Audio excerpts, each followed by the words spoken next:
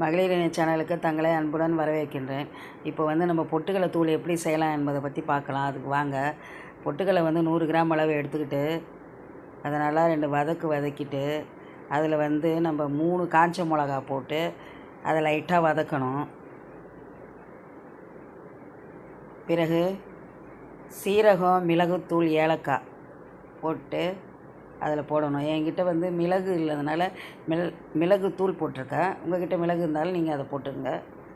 இப்போ அதை நல்லா வதக்கிட்டு அதில் உப்பு போடணும். தேவையான அளவு உப்பு போட்டு அதையும் 2 வதக்கிட்டு இப்போ அதை ஆற வைக்கணும். ஆற வச்ச பிறகு மிக்ஸி ஜாரில் போட்டு நல்லா அரைக்கணும்.